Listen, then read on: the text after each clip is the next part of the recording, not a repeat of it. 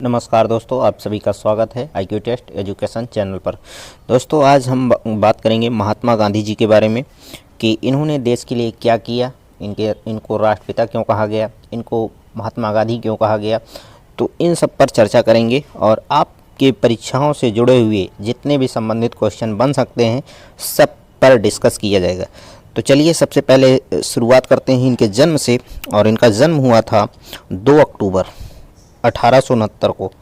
तो ये पूछा जाता है, छोटी परीक्षाओं में डेट ऑफ बर्थ पूछ लिया जाता है, लेकिन बड़ी परीक्षाओं में अगर पूछा भी जाता है तो 3-4 लोगों का एक साथ पूछा जाता है। तो उसमें एक गलत दिया जाएगा, आपको उसको चुनना रहेगा कि कौन गलत है। तो इस तरीके के क्वेश्चन आपके 2 तरीके के इसमें बनते हैं। एक छोटी परीक्षाओं में डायरेक्ट क्वेश्चन आता है, पूछा जाएगा कि महात्मा गांधी जी का जन्म कब हुआ तो आपको डायरेक्ट आंसर दिया जाएगा 2 अक्टूबर 1869। लेकिन अगर बड़ी परीक्षा है जैसे PCS है तो उसमें 4 लोगों को डेट ऑफ बर्थ दिया जाएगा और उसमें आपको मिलान करना रहेगा। तो इस तरीके से क्वेश्चन पूछे जाते हैं। और इनका जन्म कहाँ हुआ था तो काठियावाड़ कहाँ है, पोरबंदर, गुजरात। ठीक है, इसको आप लोग ध्यान में रख सकते हैं और ये आ भी सकता है। आगे, गांधी जी का पूरा नाम, काफ़ी लोग जानते हैं कि इनको हमेशा गांधी जी ही कहा जाता है और पूरा नाम हम लोग नहीं जानते। तो पूरा नाम होता है मोहनदास करमचंद गांधी। इनको MK गांधी भी कहा जाता है, ठीक है, शॉर्ट में। तो ये ध्यान रखिएगा। और 1919 से 1948 तक के टाइम को भारतीय इतिहास में गांधी युग कहा गया। तो दोस्तों, जब आपसे पूछा जाए कि गांधी युग किस टाइम से किस टाइम तक था तो आप बताएंगे 1919 से 1948 तक।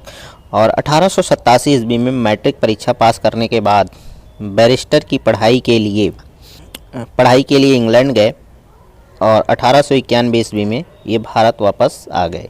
बैरिस्टर मतलब वकालत की पढ़ाई करने गए थे, ठीक है। तो आगे, लेकिन ये क्वेश्चन इतना इम्पोर्टेंट नहीं है कि इन्होंने कब पढ़ाई करने इंग्लैंड गए या फिर, लेकिन ये इम्पोर्टेंट हो सकता है कि 1891 में ये वापस आए थे, ठीक है। आगे, 1893 ईस्वी में एक मुकदमे की पैरवी के लिए दक्षिण अफ्रीका गए। भाई साहब, इन्होंने दक्षिण अफ्रीका भी गए,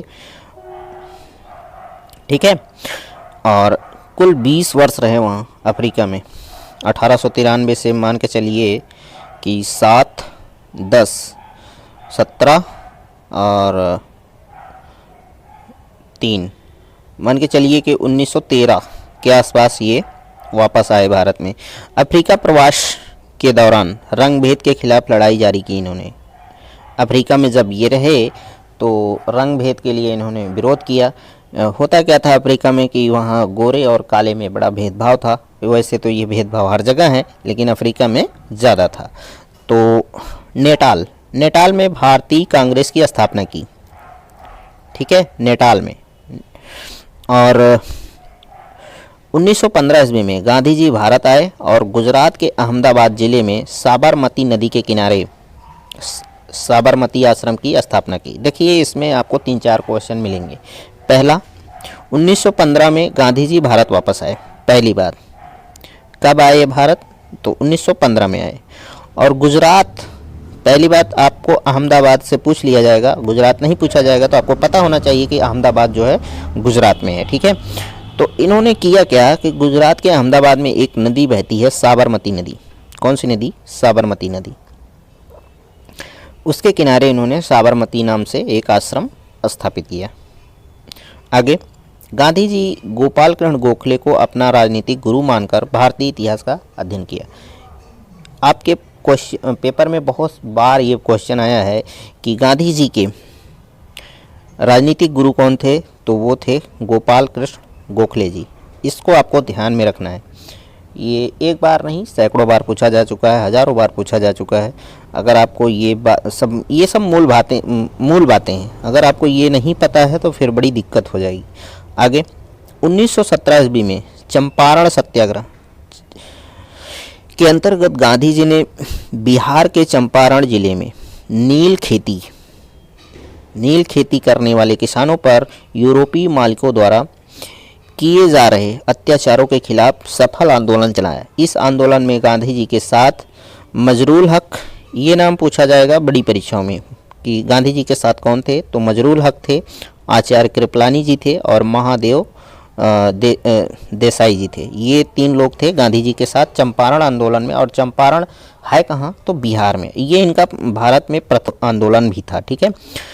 और ये चंपारण आंदोलन किस लिए किया गया था, नील की खेती जो किसान करते थे बिहार के चंपारण में, उनको जो यूरोपीय मालिक थे उनको बहुत कम पैसे देते थे, उनके शोषण बहुत करते थे। तो ये सब समस्याओं को देखते हुए गांधी जी ने चंपारण सत्याग्रह चलाया। कब चलाया, 1917 में ये आता है, ठीक है। अगला क्वेश्चन, चंपारण आंदोलन के दौरान ही रविन्द्रनाथ टैगोर ने, अब देखिए इनको उपाधियां मिलनी चालू हो गई थी, रविन्द्रनाथ टैगोर ने सर्वप्रथम गांधी जी को महात्मा की उपाधि दी। तो ये क्वेश्चन बनेगा कि गांधी जी को महात्मा की उपाधि किसने दी थी, तो रविन्द्रनाथ टैगोर जी ने दिया था। और बापू की उपाधि भी इन्होंने पाया, तो किसने दिया था बापू की उपाधि, तो जवाहरलाल नेहरू जी ने दिए थे, ठीक है। ये 2 उपाधियाँ इनको चंपारण सत्याग्रह के बाद मिली, महात्मा और बापू की। महात्मा की उपाधि किसने दी, तो रविन्द्रनाथ टैगोर जी ने दिया। और बापू की उपाधि किसने दी, तो जवाहरलाल नेहरू जी ने दिया। और ये जवाहरलाल नेहरू जी भारत के प्रथम प्रधानमंत्री भी हुए, ठीक है। तो आगे चलिए देखते हैं। 1918 में खेड़ा कहाँ है, तो गुजरात में है, कर नहीं दो आंदोलन चलाया, साथ ही सत्याग्रह का प्रयोग किया, परिणाम स्वरूप कर की दर में छूट मिल गई। ये इम्पोर्टेंट बनता है। खेड़ा का आंदोलन कब हुआ, 4 ऑप्शन आपको मिलेंगे और गांधी जी के 4-5 जो भी आंदोलन है उसको दिया जाएगा और सामने सन दिया जाएगा और आपको मेल करना रहता है कि क्या ये सही है या गलत है, ठीक है, मिलान करना रहता है। और दूसरा तरीका होता है क्वेश्चन का कि डायरेक्ट क्वेश्चन पूछा जाएगा, खेड़ा का आंदोलन कब हुआ था, तो 1918 में किया गया था, ठीक है। आगे चलें। 1918 में ही अहमदाबाद गुजरात के मिल मालिकों के खिलाफ मजदूरों को वेतन वृद्धि के लिए आमरण अनशन किया, जो 4 दिन में ही सफलता मिल गई। इन्होंने 1918 में ही अहमदाबाद गुजरात के मिल मालिकों द्वारा, मिल मालिक कौन होते हैं, जो कपड़ा बनाते हैं, तो उनके लिए, जो उनके विरोध में ये आंदोलन चलाया। और किसके लिए चलाया, तो मिल में जो मजदूर थे उनको कम वेतन मिलता था, इसके लिए उन्होंने, दोस्तों आमरण अनशन का मतलब होता है कि मैं अनशन तब तक करूँगा, मैं आंदोलन तब तक करूँगा जब तक मेरे शरीर में जान है, जब तक मैं मर नहीं जाऊँगा तब तक मैं आंदोलन करता रहूँगा, अगर मेरी आप बात नहीं मानते हैं। तो ये होता है। और सत्याग्रह का मतलब होता है सत्य के लिए आग्रह, कि सही बात के लिए निवेदन करना, आग्रह करना। तो ये चीज़ें होती हैं सत्याग्रह का मतलब। और आमरण अनशन का मतलब मैं आपको बता चुका हूँ। आगे, गांधी जी गोखले से प्रभावित थे, इसलिए भारतीय राजनीति में ब्रिटिश सरकार के सहयोगी के रूप में प्रवेश किया, जिसमें प्रथम विश्व युद्ध के दौरान ब्रिटिशों की अभूतपूर्व सहायता की, जिससे खुश होकर सरकार ने गांधी जी को कैसर-ए-हिंद की उपाधि दी।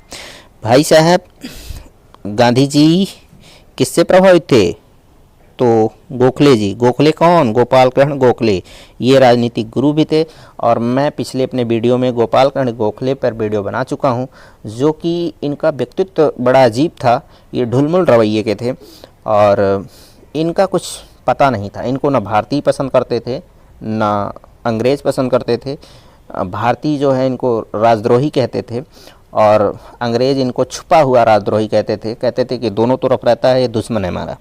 तो उनसे प्रभावित थे गांधी जी और इसीलिए प्रथम विश्व युद्ध के दौरान गांधी जी ने ब्रिटिशों की खूब सहायता की। भारतीयों को ब्रिटिश सेना में भर्ती होने के लिए इन्होंने उत्साहित किया कि भाई आप लोग ब्रिटेन का मदद करिए और क्या पता ये खुश होकर हमें आज़ाद कर दें। लेकिन ये इनकी भूल थी, तो ऐसा कुछ नहीं हुआ। लेकिन अंग्रेज़ों ने इनको जो है कैसर-ए-हिंद की उपाधि दे दी, ठीक है। कैसर-ए-हिंद का मतलब क्या होता है, देखिए कैसर का सही रूप है काइजर और ये जर्मन भाषा से लिया गया है। और जर्मन भाषा में काइजर को सम्राट कहा जाता है और हमको लगता है कि यही काइजर जो है, अगर इसको हिंदी में पढ़ा जाए तो कैसर ही है। तो भारत में इसको कैसर नाम से बुलाया गया। इसका अपभ्रंश हो सकता है काइजर का, कि काइजर का अपभ्रंश कैसर हो गया, और ये उपाधि ब्रिटेन सरकार ने भारत के लिए दिया। तो होता है इसका अर्थ भारत या हिंद का सम्राट। इनको भारत या हिंद का सम्राट से संबोधित कर दिया अंग्रेज़ों ने अपने फ़ायदे के लिए, और गांधी जी भी खुश थे इसमें। उनको पता नहीं था कि अंग्रेज़ कितने बड़े खिलाड़ी हैं, बाद में पता चलता है। तो आगे चलिए बात करते हैं। गांधी जी ने 1919 में खिलाफत आंदोलन का नेतृत्व किया और उन्होंने अंग्रेज़ों को शैतान कहा। अब यहाँ बात बिगड़ने लगी भाई साहब। 1919 में ये क्वेश्चन बहुत बार आया, खिलाफत आंदोलन कब हुआ? तो 1919 में हुआ, ठीक है। और इनको गांधी जी ने क्या कहा? शैतान कहा, अंग्रेज़ों को शैतान कहा। तो ये एक महत्वपूर्ण बातें हैं। और 1920 से 22 ईस्वी तक असहयोग आंदोलन चलाया था गांधी जी ने, और जो असफल ही रहा। असफल क्यों रहा? क्योंकि कुछ उग्रवादी या गरम दल के लोगों को कहिए, उन्होंने एक कांड कर दिया कि एक थाने में करीब 20-22 पुलिसकर्मी थे, उनको बंद करके फूंक दिए। और गांधी जी को हिंसा पसंद नहीं है, उनको, वो अहिंसावादी थे, तो इसलिए उन्होंने इस आंदोलन को समाप्त कर दिया। इसका टाइमिंग क्या है सहयोग आंदोलन की? तो आप लोग इसको ध्यान में रखिएगा। टाइमिंग है 1920 से 1922 ईस्वी के बीच। ये आपके पेपर में बार बार आता है, लाखों बार आ चुका है। आप दोस्तों, आप लोग विश्वास करिए, अगर इस वीडियो को आप लोग नोट्स बनाते हैं और इसको नोट्स के माध्यम से पढ़ते हैं पॉइंट टू पॉइंट, तो मुझे नहीं लगता है कि मॉडर्न हिस्ट्री का कोई भी क्वेश्चन आपसे छूटेगा। आप 100% अपनी एक्यूरेसी दे के आएंगे पेपर में। तो अब आप लोगों की मर्जी है कि आप लोग नोट्स बनाते हैं या फिर आगे निकल जाते हैं वीडियो को स्किप करके। चलिए आगे देखते हैं। 1920 ईस्वी में कांग्रेस के बेलगांव, ये भी खूब आता है कि गांधी जी भारतीय राष्ट्रीय कांग्रेस की अध्यक्षता कब की? तो मेन चीज़ दिया जाएगा बेलगांव। बेलगांव कहाँ है? कर्नाटक में है। इसको आपको ध्यान में रखना है। इस बेलगांव अधिवेशन की अध्यक्षता की थी 1920 में। ये भी डेट महत्वपूर्ण है। गांधी जी, वो भी वैसे भी जितने भी क्रांतिकारी हैं उनसे जुड़े हुए डेट, सन, एग्जैक्ट तारीख तो नहीं, लेकिन सन काफ़ी महत्वपूर्ण होते हैं और उसको आपको ध्यान में रखना चाहिए। आगे 1930 में गांधी ने सबने अवज्ञा आंदोलन का, सबने अवज्ञा आंदोलन तो नमक कानून तोड़ने के लिए किया था, और इसको उन्होंने तोड़ा भी था। 1930 ये क्वेश्चन आपके पेपर में लाखों बार बन चुके हैं। और इनके सहयोग में कितने लोग थे? 78 लोग थे, और इनको बाद में गिरफ्तार भी कर लिया गया था इस कांड के लिए। 5 मार्च 1931 को गांधी जी और इरविन के मध्य एक संधि हुई थी, जिसे गांधी इरविन समझौता कहा जाता है। ये भी डेट महत्वपूर्ण है, 5 मार्च 1931। इसको आप लोग ध्यान में रख सकते हैं। क्या? 5 मार्च 1931। इस डेट को आप ध्यान में रखिए। गांधी इरविन समझौता पूछा जाएगा कि गांधी इरविन समझौता कब हुआ था, तो आपको आंसर करना पड़ेगा 5 मार्च 1931। ठीक है।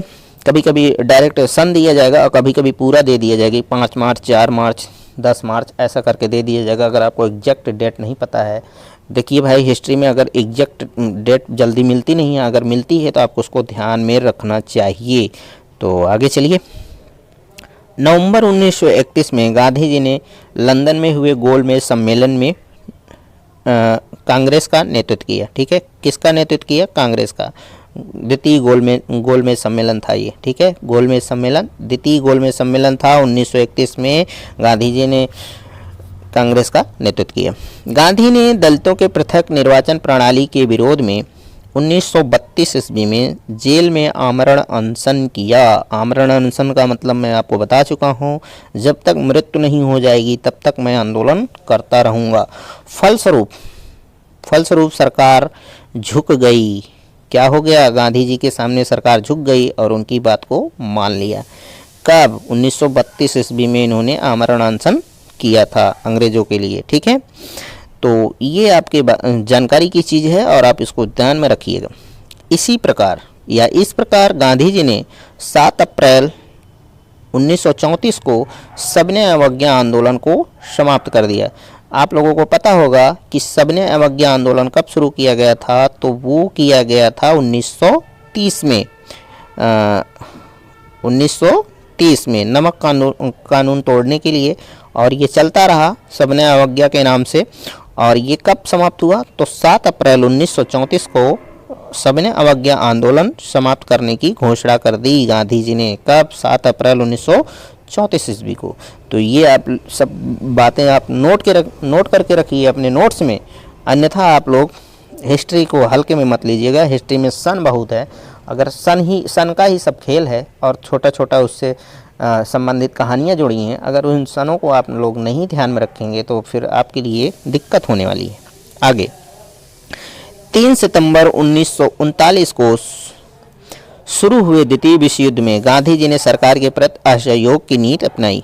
भाई साहब, पहली क्वेश्चन बनेगा आपको कि द्वितीय विश्व युद्ध कब हुआ था? तो 3 सितंबर 1939 को शुरू हो गया था।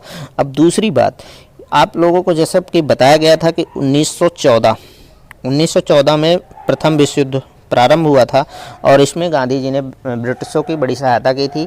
कैसे सहायता की थी? कि भारतीय लोगों को इन्होंने भर्ती होने के लिए प्रेरित किया सेना में कि भाई आप लोग ब्रिटिश की मदद करिए, वो खुश होकर हमको आज़ाद कर देंगे। लेकिन ऐसा नहीं हुआ था, तो गांधी जी इनके चाल को समझते थे, इसीलिए द्वितीय विश्व युद्ध में इन्होंने बिल्कुल सहयोग नहीं किया अंग्रेज़ों का कि भाई आप लोग जो मन में करें, हम कुछ नहीं करेंगे, हम ना सेना को भर्ती कराने का प्रयास करेंगे किसी को। तो ये थी इस तरीके की बातें। ठीक है, आगे 1940 में गांधी जी ने व्यक्तिगत आंदोलन चलाया। ये आपके लिए इम्पोर्टेंट क्वेश्चन है। व्यक्तिगत आंदोलन कब चलाया गया? तो आपको बताना है कि 1940 में चलाया गया। ठीक है, आगे पूछा जाएगा कि व्यक्तिगत आंदोलन में प्रथम सत्याग्रही कौन था? तो आपको आंसर करना है विनोबा भावे जी। ठीक है, और द्वितीय सत्याग्रही कौन थे? तो जवाहरलाल नेहरू थे। ये आपके पेपर में बहुत बार आया है और वैसे इसमें जो भी टॉपिक मैं दिया हूँ आपके पेपर में आया है। ठीक है, तो आपको हर टॉपिक पर बहुत ही बारीकी से नज़र रखनी है और उनको 2 बार 4 बार पढ़ के रिवीजन करते रहना है। और देखिए, किसी भी जीएस को तो ख़ास तौर पर रटा नहीं जाता है, रट ही नहीं पाएंगे, भूल जाएंगे। बहुत विशाल है जीएस, तो भूलने का सबसे बढ़िया दवा है कि आप इसको बार बार रिवीजन करते रहेंगे, तो ये आपके दिमाग में धीरे धीरे एकदम बैठ जाएगा। चलिए आगे देखते हैं। मार्च 1942 में भारत आए क्रिप्स मिशन। 1942 में प्रस्तुत प्रस्ताव के बारे में गांधी जी ने कहा कि यह उत्तर तिथि चेक है। उत्तर तिथि चेक किसके लिए कहा था गांधी जी ने? तो क्रिप्स मिशन के लिए कहा था। क्रिप्स मिशन कब आया था? मार्च 1942 में आया था और मई 1942 में इन्होंने अपनी जो है रिपोर्ट प्रस्तुत की, प्रस्ताव रखा भारतीयों के सामने। तो गांधी जी ने इसको कहा भैया पोस्ट डेटेड चेक है ये आपका क्रिप्स प्रस्ताव। ठीक है, तो भारतीयों ने इसको मानने से इनकार कर दिया। तो 2 चीज़ें हैं, एक हिंदी में पूछ लिया जाएगा उत्तर तिथि चेक और दूसरा पोस्ट डेटेड चेक, ये आपको ध्यान में रखना है। और क्रिप्स मिशन कब आया था? तो 1942 में आया था, इसको भी ध्यान में रखिएगा। कब आया था? मार्च 1942 में, और मई 1942 में इसको प्रस्तुत किया गया था। आगे अभी हम जानते हैं कि क्रिप्स मिशन क्या था, इसके बारे में थोड़ा सा जान लेते हैं। क्रिप्स मिशन मार्च 1942 में ब्रिटिश सरकार द्वारा भारत भेजा गया। और भेजा क्यों गया था, इसका मुख्य उद्देश्य क्या था? तो द्वितीय विश्व युद्ध के समय अपने लिए भारत का पूर्ण सहयोग प्राप्त करना था। अंग्रेज चाहते थे कि भारतीय लोग ब्रिटेन की सहायता करें द्वितीय विश्व युद्ध में। जैसा कि आप सभी जानते हैं कि गांधी जी ने इसमें कोई भूमिका नहीं निभाई थी द्वितीय विश्व युद्ध के लिए। पहले में तो खूब सेवा किए थे अंग्रेज़ों का, लेकिन उनका स्वभाव, उनका चाल चलन जानकर गांधी जी भी किनारा कर लिए।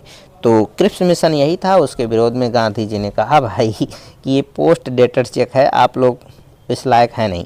और चलिए आगे 8 अगस्त 1942 को गांधी जी ने अंग्रेज़ों के लिए भारत छोड़ो प्रस्ताव को कांग्रेस से पास कराया।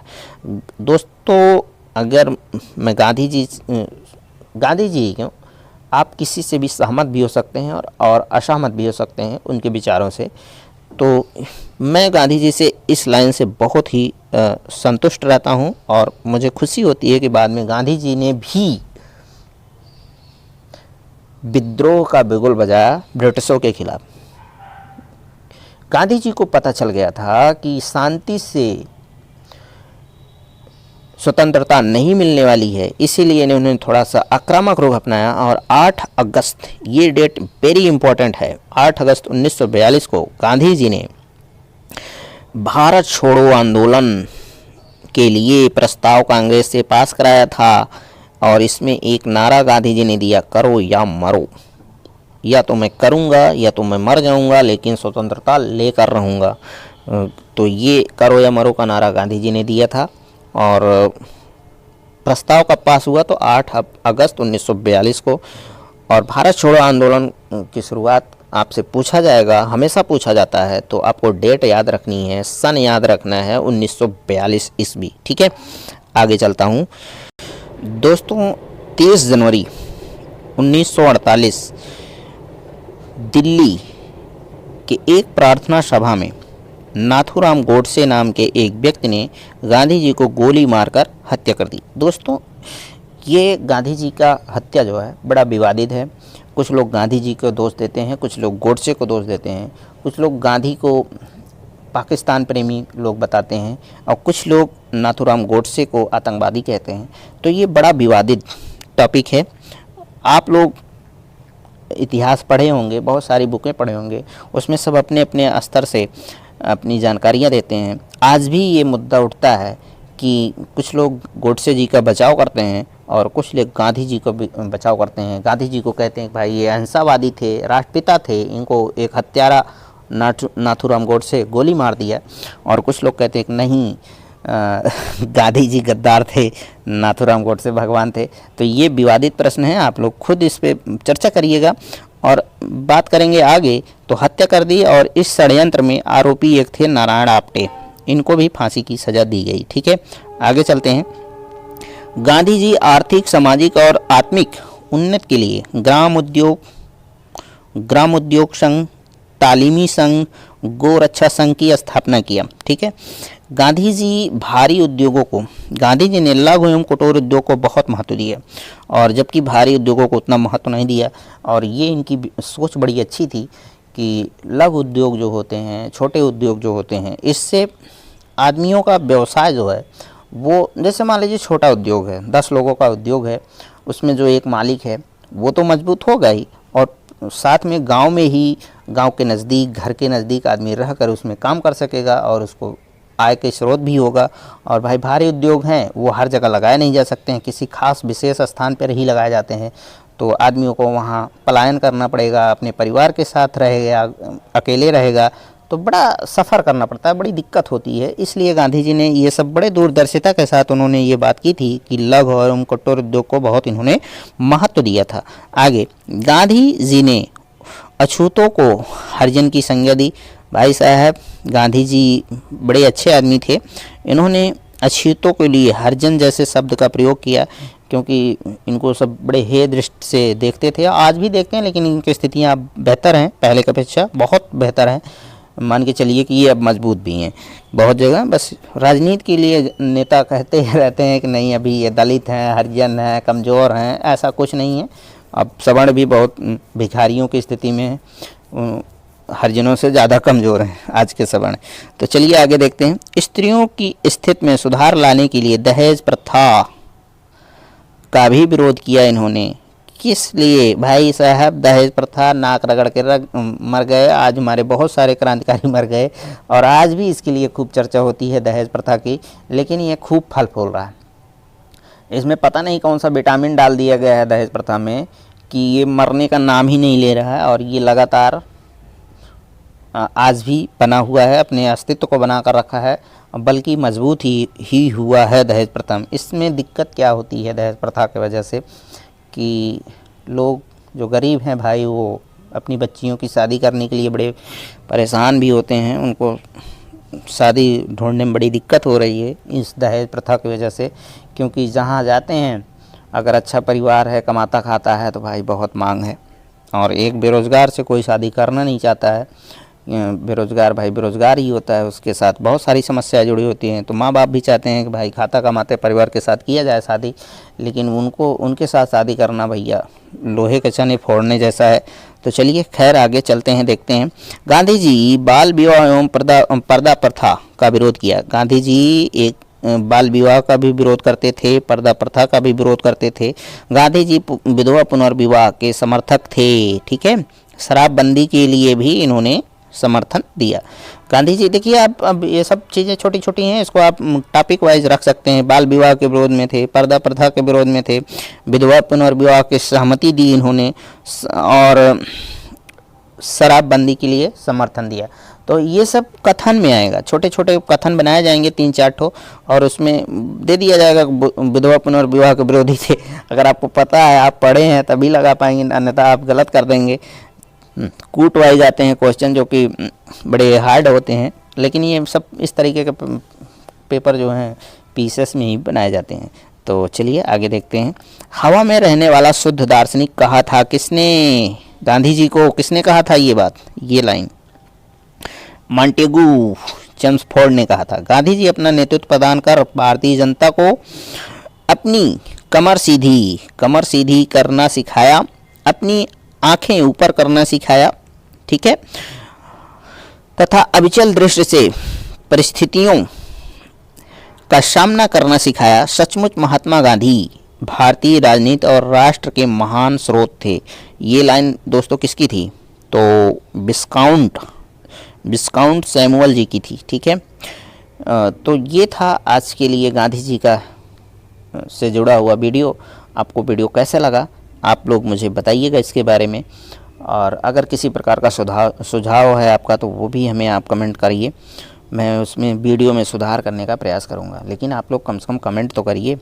तो बस इतना है आज के लिए वीडियो। आपको वीडियो कैसा लगा उसके बारे में भी बताइएगा। जय हिंद।